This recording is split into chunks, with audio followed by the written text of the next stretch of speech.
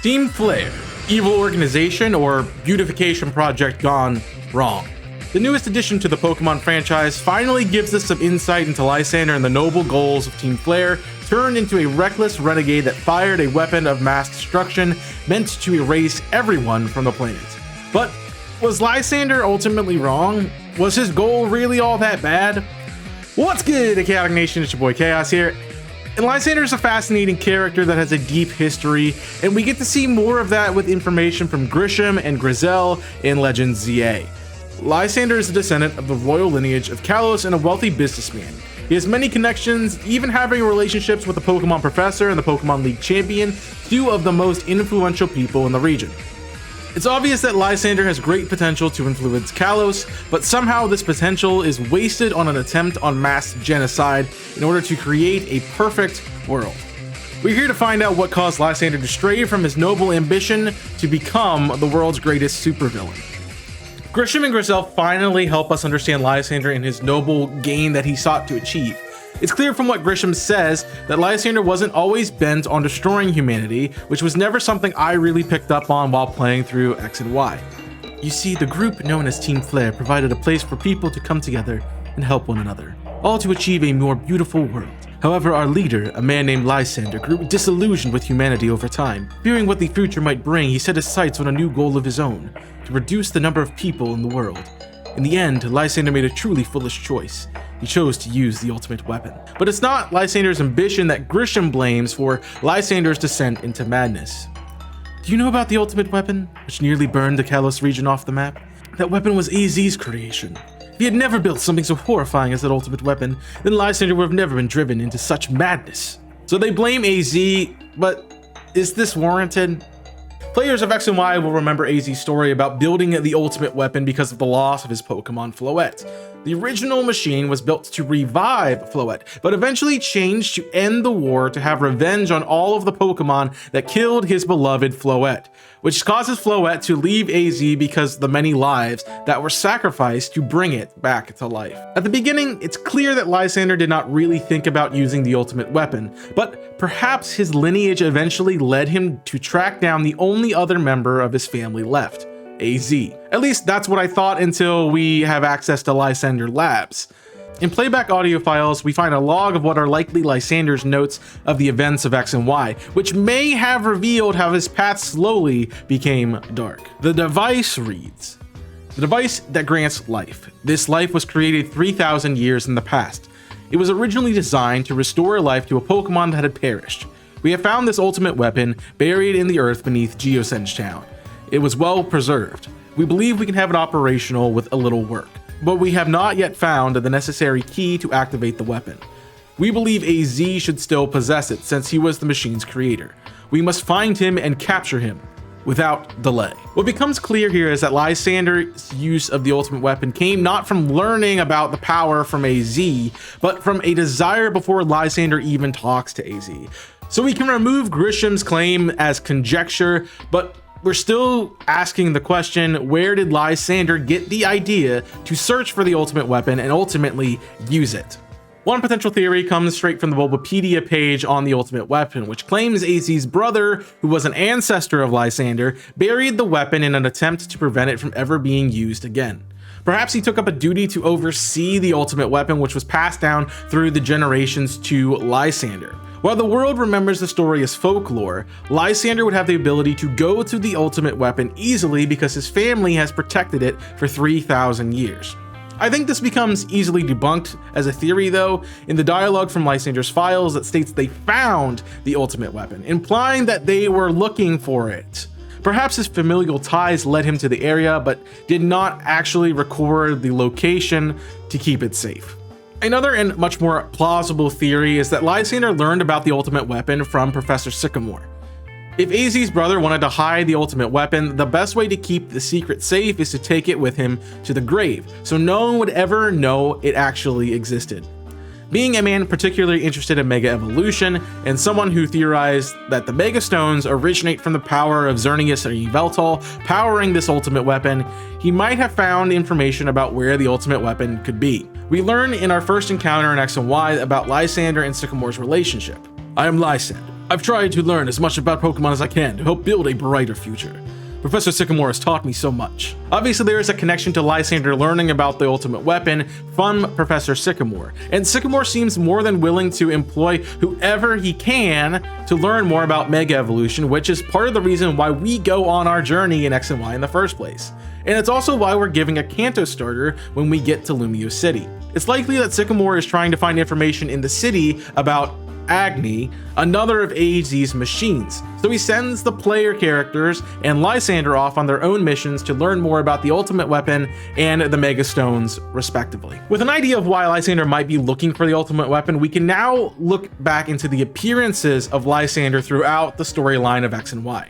When we meet at Sycamore's lab, the encounter is awkward at best. There's definitely a creepy atmosphere that Lysandre expresses due to his excitement to meet the children chosen by the professor. From what he says, it seems like he is interested in the others who were chosen by Sycamore to aid in his research. This is not the only time Lysandre is interested in the people who are chosen, but more on that topic later. There's not much we can learn from this first conversation besides the start of Lysandre pressuring us to work to make the world a beautiful place, and letting us know that is his ultimate desire. Again, we see his desire prominently in his dialogue with Diantha at Cafe Solelli. You played a young girl so wonderfully in your debut on a silver screen. Wouldn't you rather remain young and beautiful forever, and always play such roles? This line is particularly interesting since it connects the idea of beauty to the idea of remaining young.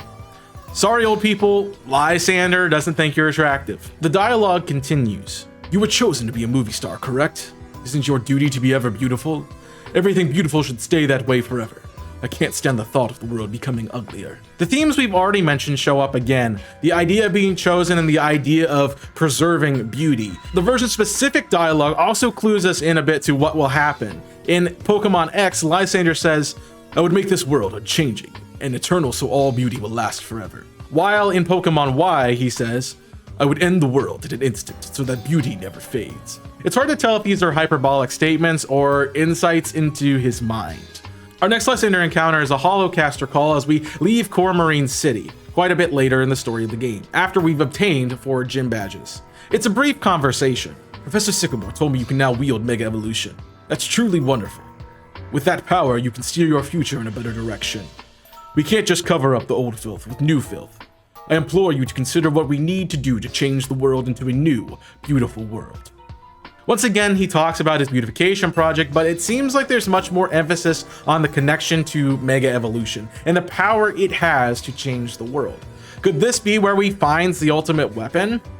It's hard to tell, but we can go back to the files in ZA that tell us about the fuel. The device that grants life, in fact, grants the deceased life stolen from other Pokemon. This is because the basic function of the device is to distill energy into its purest form, then emit that distilled energy. The emission can take the form of convection, radiation, and conduction. Thus, life can be conducted back into a Pokemon that has lost its own, allowing it to be revived. What then would occur if we were to fuel the device with the energy of a legendary Pokemon? Lysandre obviously has been experimenting with a great deal of power at this point. And where did he get that power?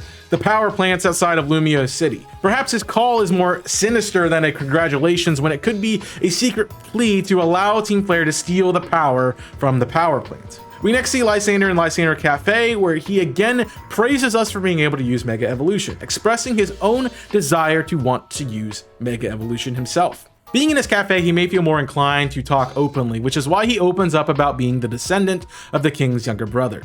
He also says, people can be divided into 2 groups, those who give and those who take. It's just as how the Kalos region's 2 legendary Pokemon gave life and took life. I want to be the kind of person who gives, but in this world, some foolish humans exist who would show their strength by taking what isn't theirs. They're filth. Long, long ago, the king of Kalos sought to take everything for his own, and he created a terrible weapon. Then the fire of destruction was unleashed. That is the legend that has been passed down. Kalos is beautiful right now. There will be no foolish actions if the number of people in Pokemon do not increase. That being said, the future isn't decided. You can't be sure each day will be like the one before. What the king of Kalos did was reprehensible, but the ultimate weapon did manage to wash the world clean of that era's filth. It's obvious that he's still bent on his pet project, but what might be more obvious is that he's had a conversation with AZ about the ultimate weapon, in which Lysandre finds a silver lining.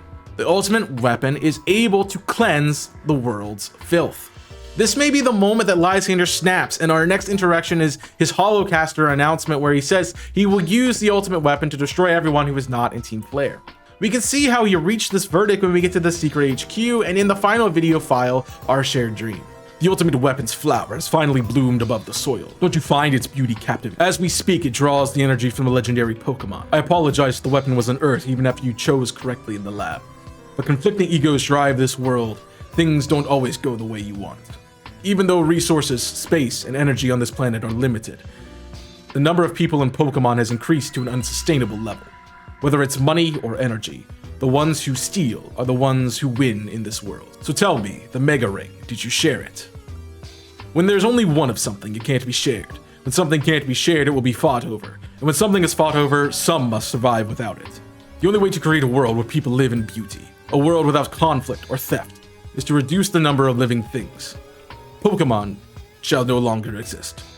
Pokémon are wonderful beings. Humans have worked with Pokémon and we have helped each other flourish. But precisely because of that, they will inevitably become tools for war and theft. Well, I guess that's theoretically one way to solve the shortages of goods in the world, but it's incredibly immoral. The storyline pushes us to the moment where we're tasked to stop Lysandre because he has gone off the deep end, which we thankfully do, but we must fall back to our original question: when does Lysandre finally snap, and what causes this to happen in the first place? What is interesting with the Lysandre encounters is that they are tightly grouped together or they are vastly spread out. The first two encounters happen early, with the next encounters coming after hours of gameplay, which again have two encounters which are fairly close together. The last group of encounters is when we're going to confront him, which happens at the same time in the story, not throughout the story of the game, almost like every other evil team. It is this jumping around pattern that stuck out to me when analyzing this theory. The first two Lysandre encounters happen right after each other in the story in Lumio City. We first see Lysandre in the lab, and then our rival forces us to visit Diantha in Cafe Soeli, which Lysandre is there talking to her. Now, why would Lysandre have these arrangements in this city at this particular time? We've discussed over and over again Lysandre's constant desire to discuss making this world a better place, and that we are told his perspective every time we encounter him.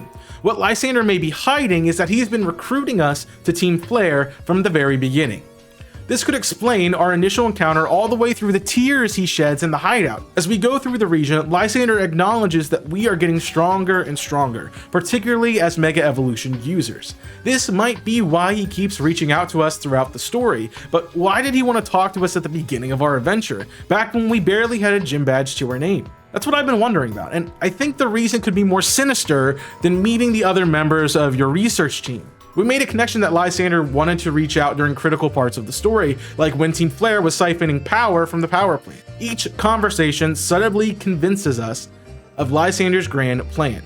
But when you're Lysandre with all of his connections, why are you grooming a new Pokemon trainer to join your cause? Well, because you have nothing. Our first two encounters with Lysandre in Lumio City are with two of the most influential people in the Kalos region. One through science and information, and the other through celebrity endorsement and battling prowess. During our first trip to Lumio City, Lysandre is trying to gain Sycamore and Diantha as allies to his cause, because what would stop the Pokemon Professor, the Pokemon League champion, and the Kalos' leading entrepreneur from doing whatever they wanted? We see Diantha disagree with him in Cafe Soeli. What a strange question. Why would I want to play the same old roles forever? Youth may be beautiful, but it's not all there is to life. Everything changes. I want to live and change like that too. So I look forward to playing different roles as I get older. Meeting us at the lab was likely when Lysandre wanted to confront Sycamore about helping him, but instead he decides to try to manipulate the players to his side since we are out collecting research for the professor.